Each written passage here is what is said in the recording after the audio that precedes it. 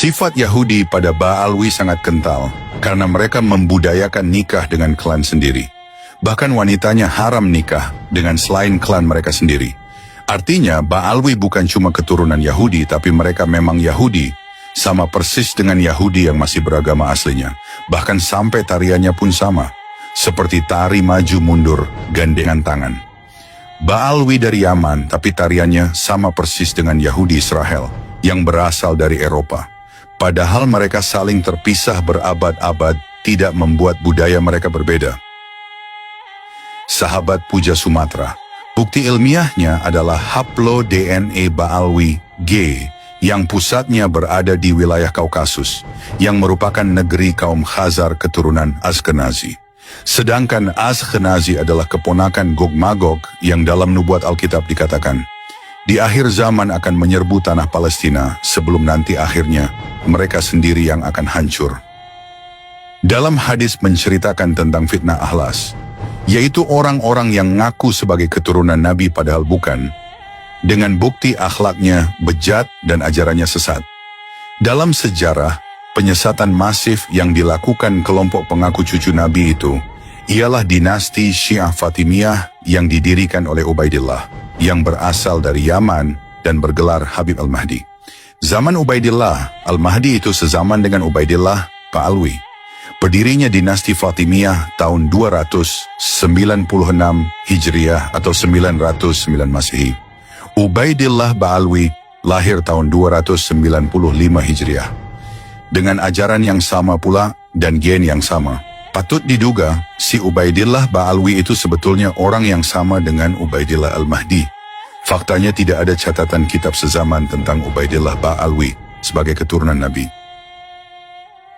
Setelah berkuasa 260 tahunan, dinasti Fatimiyah itu dihancurkan oleh Sultan Salahuddin Al-Ayyubi tahun 1171 Masehi sebelum menghancurkan pasukan Templar di Palestina. Para Templar itu aslinya adalah orang-orang Yahudi Ashkenazi yang nyamar menjadi Kristen dan berhasil memperdaya Paus Roma dan raja-raja Eropa untuk merebut Palestina. Di abad 15, para Templar itu kebongkar kedoknya dan dihukum mati oleh Paus dan Raja Prancis. Selanjutnya penerus mereka yang mendirikan Mason abad 15 sampai abad 16 sezaman dengan Ali Sakron. Sahabat Puja Sumatra, Faqih Muqaddam, bintangnya Ba'alwi lahir 1178 Masehi dan wafat tahun 1232 Masehi. Dia hidup di zaman kejayaan dinasti Al-Ayyubi. Jika dia ulama besar mustahil tidak terdengar oleh para ulama dinasti Ayyubi dan Abbasiyah. Itu zaman puncak kejayaan penguasa Islam. Jika mengacu sejarah kehancuran Templar yang berkuasa hampir seabad di Palestina, kehancuran mereka didahului oleh runtuhnya kaum Syiah, dinasti Fatimiyah, tapi ngakunya Ahlus Sunnah wal Jamaah. Ulama terbesar yang sezaman dan membongkar bejatnya mereka adalah Imam Ghazali. Faktanya mereka jadi sekutu Templar dengan menampung pasukan Templar yang akan menyerbu Palestina.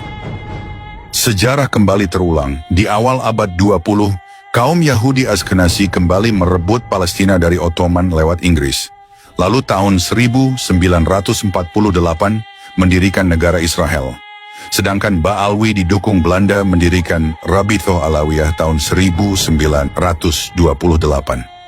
Melihat kemiripan pola dengan masa lalu, sekarang muncul Kiai Imaduddin yang gebrakannya paling hebat dibanding ulama-ulama sebelumnya dalam merungkatkan kepalsuan nasab dan ajaran Ba'alwi. Gebrakan beliau seolah seperti Imam Ghazali zaman now. Semoga nggak lama lagi disusul dengan kehancuran Zionis Israel yang sama-sama bergian Yahudi Ashkenazi Gog-Magog dengan Ba'alwi, Templar, dan Ubaidillah Al-Mahdi Fatimiyah. Sahabat sejarah, luar biasa keterkaitan mereka dan kemiripan pola alami yang berulang dari munculnya Israel dan Rabithah Alawiyah yang sezaman mirip seperti Templar dan dinasti Fatimiyah, Mason dan Ali Sakron serta penerusnya. Kemudian Kiai Imad yang menjadi antitesisnya. Tinggal fase terakhir yakni Perang Besar Dunia yang puncaknya juga di Palestina. Hamas belum berhasil karena belum ada tokoh sekaliber Sultan Salahuddin. Dengan melihat pola di atas, bagi orang-orang yang mau berpikir, terutama para muhibbin, maka insya Allah nggak akan lama lagi klan Ba'alawi akan berakhir bersamaan berakhirnya Zionis Israel. Demikianlah sahabat, dikutip dari histori berbagai sumber. Jika ada dari sahabat yang memiliki pendapat berbeda, silakan tuliskan di kolom komentar.